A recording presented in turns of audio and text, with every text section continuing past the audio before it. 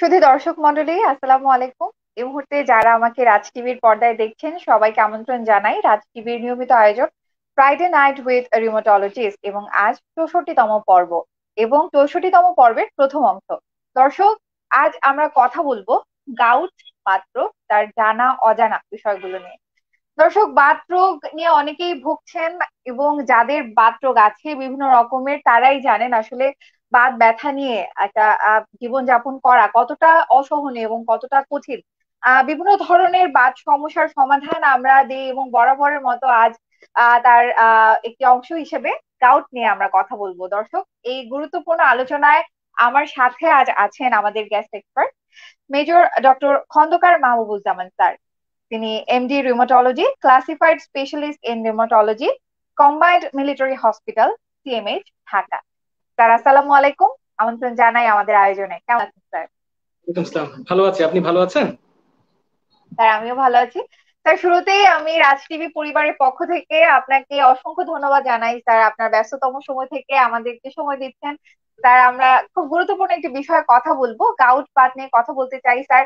অনেক কিছু জেনে নিতে চাই স্যার, জানা অজানা অনেক তথ্য আশা করি আজ দর্শকদের সামনে উপস্থাপন করতে পারবো এবং এই আয়োজনে স্যার আমাদের সঙ্গী হয়েছেন, আবারও কৃতজ্ঞতা।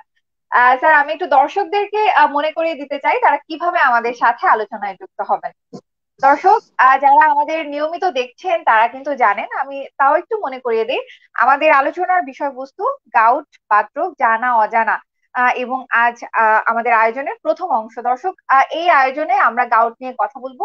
আপনাদের যদি কোনো সমস্যা আমাদেরকে জানানোর প্রয়োজন মনে করেন কিংবা কোনো কিছু জেনে নেওয়ার থাকে, আমাদের কমেন্ট সেকশনে নাম, বয়স এবং সমস্যার কথা একটু বিস্তারিত লিখে আমাদের জানাবেন। দর্শক, আমরা আছি আয়োজনের পুরোটা জুড়ে আপনাদের জন্যই, আপনাদের সমস্যার সমাধান দেওয়ার জন্য।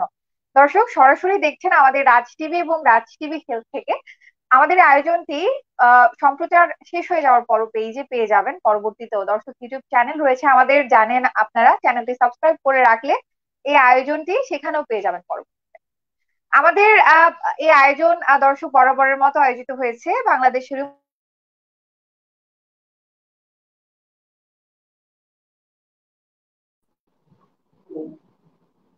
উপস্থিত। দর্শক, আমার ইন্টারনেট সংযোগের গোলাযোগের জন্য আমি দুঃখ প্রকাশ করছি। আমি আবার একটু বলি, আমাদের সায়েন্টিফিক পার্টনার ডেল্টা ফার্মা এবং পাওয়ার্ড বাই ইউপাসিক। দর্শক, আমরা চলে যাব আমাদের মূল আলোচনায়। Major doctor Khandakar Mahbubuzzaman sir, আমরা শুরুতেই জেনে নিতে চাই গাউট বলতে আমরা কি বুঝি। ধন্যবাদ। প্রথমে আপনাদের ধন্যবাদ জানাই এরকম আয়োজন করার জন্য। অবশ্যই এটা সবার জন্যই উপকার হবে। তো যেহেতু আজকে আমাদের আলোচনার বিষয় গাউট, গাউট কি? গাউট এক ধরনের বাত।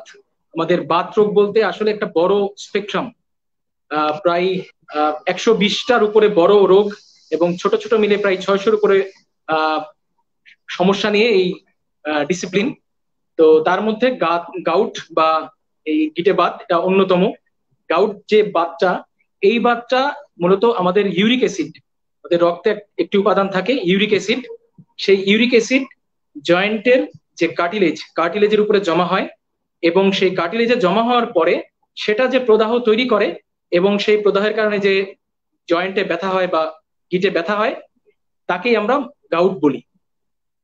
তো সাধারণত এই রোগীরা একটি মাত্র জয়েন্টে ব্যথা নিয়েই এবং বেশিরভাগ ক্ষেত্রেই আমাদের যে পায়ের দূরবর্তী ছোট জয়েন্ট, হাত পায়ের যে বুড়ো আঙ্গুল, সেই বুড়ো আঙ্গুলের জয়েন্টে ব্যথা নিয়েই প্রথমত এই রোগীরা আমাদের কাছে আসেন।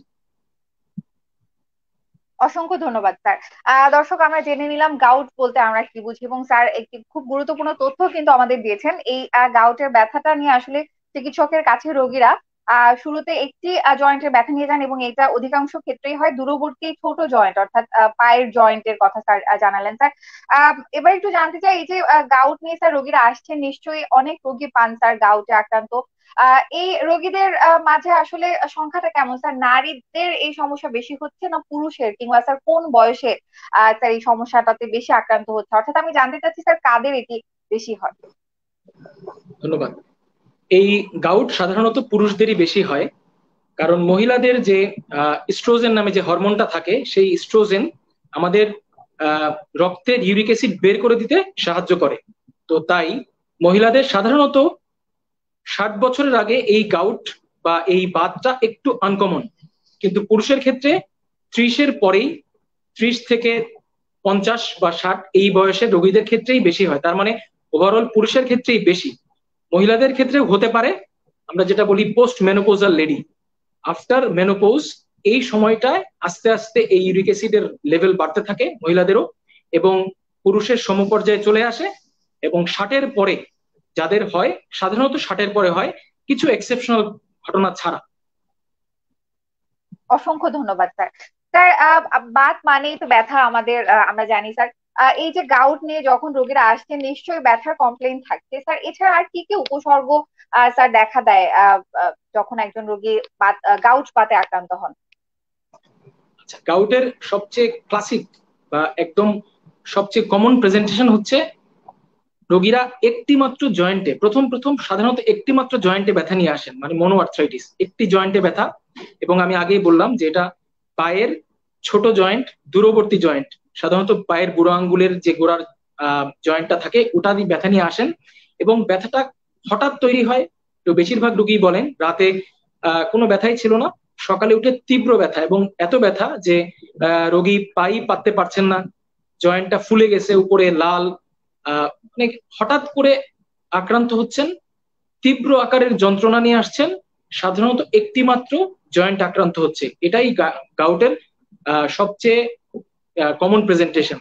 এর সাথে যাদের বারবার এরকম একটা জয়েন্টে আক্রান্ত হচ্ছে হচ্ছে কয়েকবার আক্রান্ত হওয়ার পরে তখন একাধিক জয়েন্টে একসাথে আক্রমণ নিয়ে আসতে পারেন।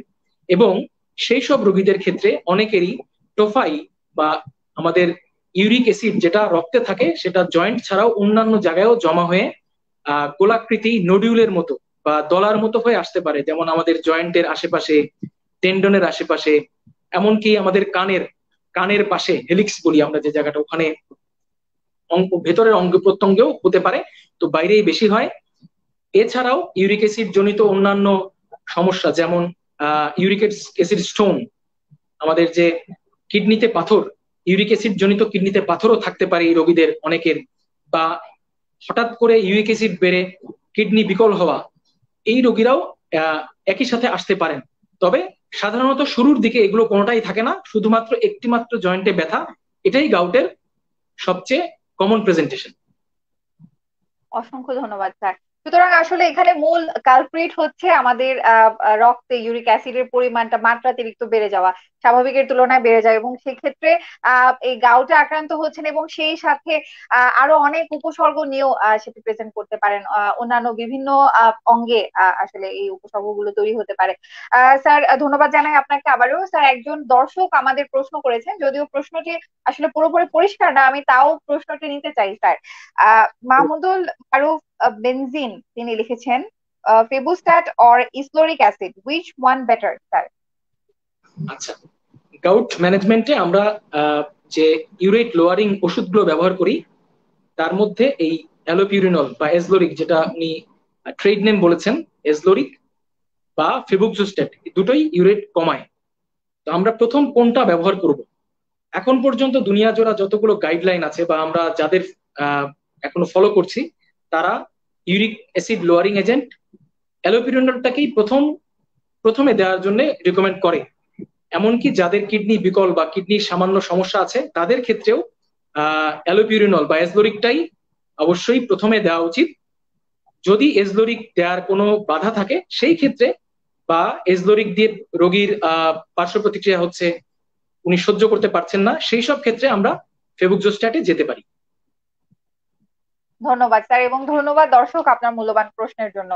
স্যার, গাউট নিয়ে কথা বলছিলাম তো, একজন রোগী যখন গাউটের বিভিন্ন উপসর্গ নিয়ে স্যার আপনাদের কাছে আসছেন, কিংবা আমি যদি স্যার আপনার কথা বলি যখন আসছেন, সেক্ষেত্রে পরবর্তীতে স্যার ক্লিনিক্যালি আর কি কি দেখেন, কিংবা কোনো ইনভেস্টিগেশনের দরকার হয় কিনা, কিংবা যদি হয়ে থাকে স্যার কি কি ইনভেস্টিগেশন দেওয়া হয়?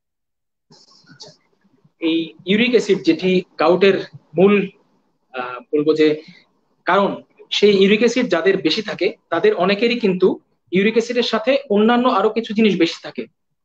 আপনি জানেন যে মেটাবলিক সিনড্রোম, আমাদের ইদানিং খাদ্যাভ্যাসের পরিবর্তনের সাথে সাথে স্থূলতা বেড়েছে, লিপিড প্রোফাইলের অ্যাবনর্মালিটি বাড়ছে। তো এই সবই একসাথে, তার মানে এই গাউটের রোগীদের আমাদের সাথে সাথে তাদের কার্ডিওভাস্কুলার রিস্ক অ্যাসেসমেন্ট জরুরি, তাদের লিপিড প্রোফাইল দেখা জরুরি, তাদের ওভারঅল কার্ডিওভাস্কুলার রিস্ক অ্যাসেসমেন্ট জরুরি। আর যদি বলি যে গাউট ডায়াগনোসিস কনফার্ম করার জন্য আমরা কি করি, যখন একজন রোগী একটি মাত্র জয়েন্টে ব্যথা নিয়ে আসেন এবং সেটি এই রোগীটি একজন ইয়াং মেল, তার সাথে এই রোগীটির অন্য কোনো জয়েন্টে ব্যথা ছিল না, হঠাৎ আক্রমণ, যেটা আমি একটু আগে বললাম যে টিপিক্যাল ক্লিনিক্যাল প্রেজেন্টেশন, একদম কমনেস্ট প্রেজেন্টেশন যেটা, এরকম থাকলে আমরা যদি পারি জয়েন্টের ফ্লুইড বের করি এবং বের করে আমরা পোলারাইজ মাইক্রোস্কোপ দিয়ে দেখি, এবং সেইখানে যে urate crystal, monosodium urate crystal, সেটি যদি আমরা দেখি, এটা কনফার্মেটরি গাউট, এই ব্যাপারে তখন কোনো সন্দেহ থাকে না।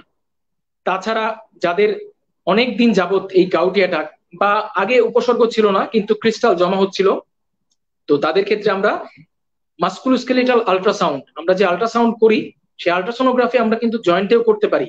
এবং আমি যে বললাম যে ক্রিস্টাল ডিপোজিশন হয় কার্টিলেজের উপরে, তো ক্রিস্টাল ডিপোজিশন কার্টিলেজ এবং যে জয়েন্টের ভেতরে হয় তার কিছু ক্যারেক্টারিস্টিক টিপিক্যাল ফিচার্স আছে, ওই ফিচার দেখে আমরা বলতে পারি যে এই পেশেন্টটি গাউটের পেশেন্ট। তো এভাবেই মূলত আমরা ডায়াগনোসিস করি। তাছাড়াও আমরা যদি রক্তে ইউরিক অ্যাসিডের পরিমাণ দেখি, অনেকের ক্ষেত্রেই ইউরিক অ্যাসিড বেশি পাওয়া যায়, তবে এখানে বলে রাখা ভালো যে প্রায় 1/3 রোগীর ক্ষেত্রেই বা কারো কারো কোনো কোনো লিটারেচার বলে যে তার চেয়েও বেশি সংখ্যক রোগীর ক্ষেত্রেও এই অ্যাকিউট অ্যাটাকের ক্ষেত্রে বা যখন রোগীরা আমাদের কাছে ব্যথা নিয়ে আসেন তখন ইউরিক অ্যাসিড রক্তে নর্মাল থাকে। তো নর্মাল ইউরিক অ্যাসিড লেভেল রক্তে পাওয়া গেলে আসলে গাউট না এটি বলা যাবে না। যে ক্ষেত্রে আমাদের ক্লিনিক্যাল ডায়াগনোসিস গাউট, সেক্ষেত্রে আমরা আসলে ওই ইউরিক অ্যাসিডটা পরে আবার রিপিট করি। সাধারণত সেই ব্যথা মুক্ত হওয়ার 2 সপ্তাহ পরে যদি আমরা রিপিট করি, তখন যে লেভেলটা পাওয়া যায় সেটাই আসলে বেসলাইন লেভেল। অসংখ্য ধন্যবাদ স্যার। আমরা বেশ কিছু তথ্য জেনেছি। দর্শক আরো জানবো গাউট সম্পর্কে, জানা অজানা বিষয়গুলো জেনে নিব আমাদের গেস্ট এক্সপার্টের কাছ থেকে। আয়োজনের প্রথম অংশ এই পর্যন্তই। আমরা পরবর্তী অংশে আরো অনেক তথ্য নিয়ে হাজির হব দর্শক, সে আশা করছি। মেজর ডক্টর খন্দকার মাহবুবুজ্জামান স্যারকে আবারও ধন্যবাদ জানাই আমাদের সময় দেওয়ার জন্য, এবং খুব গুরুত্বপূর্ণ একটি আলোচনায় স্যার আমাদের সঙ্গী হয়েছেন এবং আমাদের বিভিন্ন তথ্য দিচ্ছেন। আমরা আরো অনেক কিছু জেনে নিব স্যারের কাছ থেকে। স্যারকে ধন্যবাদ জানাই এবং দর্শক আমাদের আয়োজনের দ্বিতীয় অংশ দেখার আমন্ত্রণ জানিয়ে প্রথম অংশ এখানেই শেষ করছি। আল্লাহ হাফেজ। You are watching Raj TV, Jagorone, Bangladesh. Please subscribe our channel.